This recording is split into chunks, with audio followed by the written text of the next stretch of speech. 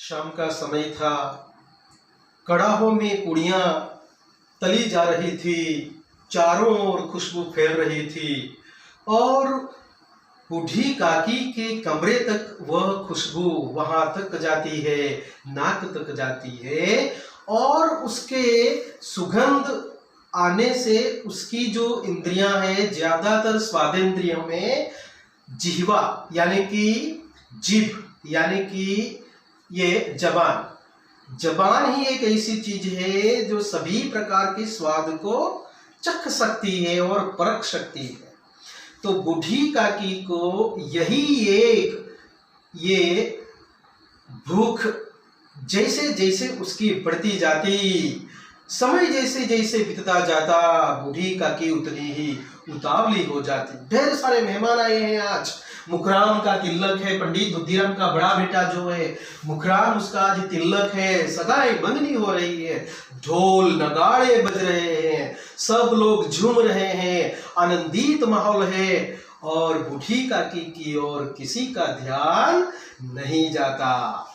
तब थोड़े समय के बाद बूढ़ी काकी, क्योंकि अब बूढ़ी काकी के परिवार में पंडित बुद्धिराम के सिवा ये भतीजा है, इसके सिवा कोई नहीं है, उसके घर पर है सारी संपत्ति। बुद्धिराम ने तरह तरह प्रकार के लंबे चौड़े वादे किए कि मैं ये करूंगा, वो करूंगा, मैं आपकी इस प्रकार सेवा करूंगा, उस प्रकार सेवा करूंगा, आपको किसी प्रकार की चिंता नहीं करने दूंगा और किसी प्रकार का दुख नहीं पहुंचाने दूंगा या दुख नहीं होने दूंगा।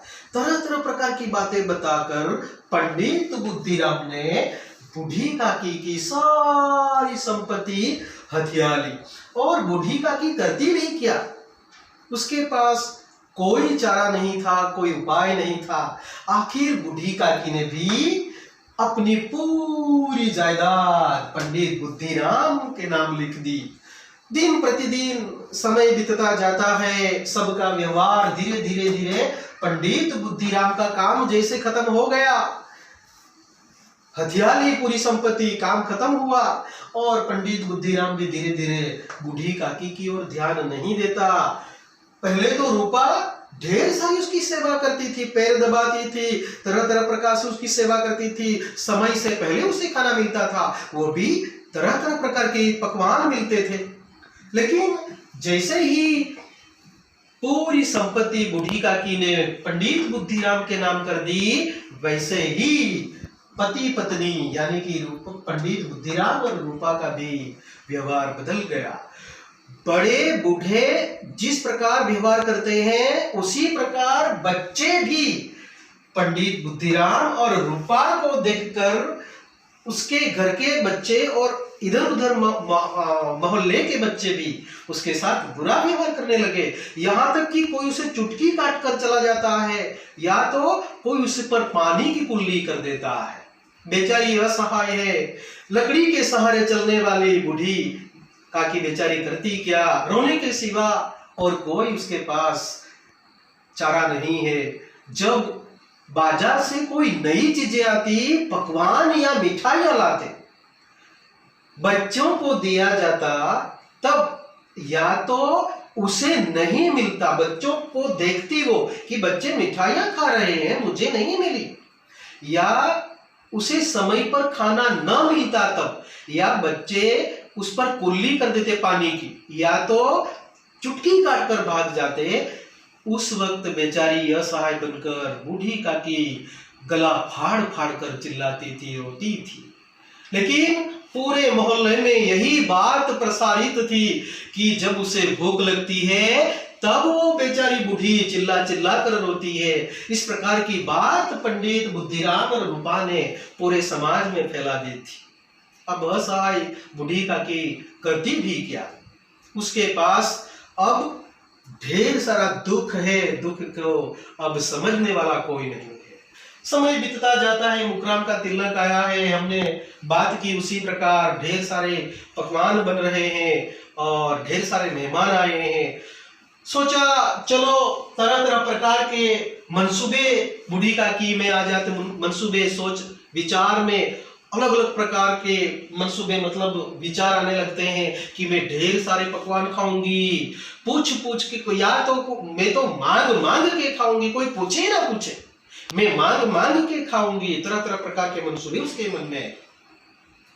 लेकिन जब बूढ़ी काकी, जब कोई आवाज नहीं दे रहा, शायद सब कुछ तैयार होने लगा है, उसी वक्त काफी समय बीत गया, खाना समय पर मिला नहीं, सोचा मुझे बुलाना भूल गए होंगे। इस प्रकार बूढ़ी काकी रेंगती हुई कड़ाह के पास जाकर बैठ जाती है। अभी तो पकवान बन रहे हैं, सज रहे हैं। उसी वक्त रूपा का ध्यान बूढ़ी काकी पर पड़ता है और फटकार करने लगती है, दोनों हाथों से उसे पीटने लगती है और खरी खोटी सुनाकर उसे वहां से घसीटते हुए अपनी कोठरी में बंद कर देती है। तब बूढ़ी काकी को रूपा पर क्रोध नहीं आया। क्यों? क्योंकि बूढ़ी काकी धीरज न धर सकी और धैर्य न रखने की वजह से वो अपने आप को दोष देने लगी, अपने आप को दोषित मानने लगी कि मेरी ही गलती है, मैं क्यों बिन बुलाए वहां पहुंच गई, अब तो मेहमानों ने खाना तक नहीं खाया, और सबसे पहले मेहमान, इसके बाद घर वाले, और मैं क्यों चली गई वहां। इस प्रकार खुद को दोष देने लगी। ठीक काफी समय बीत गया, गाना बजाना खाना सब कुछ हो गया, शाम का वक्त, अब कुछ मेहमान घर पर जा रहे थे, काफी शांति हुई थी, छाई हुई थी। उसी वक्त मुझे कोई बुलाने क्यों नहीं आया। इस प्रकार सोचकर बूढ़ी काकी वापस रेंगती हुई दूसरी बार जब पहुंची तो पंडित बुद्धिराम ने देख लिया और खोरी खोटी सुनाते हुए, पीटते हुए, सब मेहमानों के आश्चर्य के बीच वे घसीटते हुए काली कोठरी में बंद कर दिया और यहां तक धमकी दी कि उसे अब आज किसी भी प्रकार का पानी या दाना कुछ नहीं मिलेगा। तब बेचारी रोना चाहती थी, लेकिन अब शुकन की वजह से वो रो न सकी। क्या करती, बेचारी असहाय थी। थोड़े समय बाद सब मेहमान चले गए, खाना बना सब हो गया। करीबन रात के काफी 11-12 बज चुके थे, काफी समय बीत गया था। घर में सब सन्नाटा छा गया था, सब लोग सो गए थे। उसी वक्त छोटी बेटी लाडली को नींद नहीं आ रही थी। किस खुशी में कि अपने हिस्से की पुड़िया, यानी कि लाडली के खुद की हिस्से की पुड़िया उसने डिब्बे में बचा कर रखी थी। क्यों?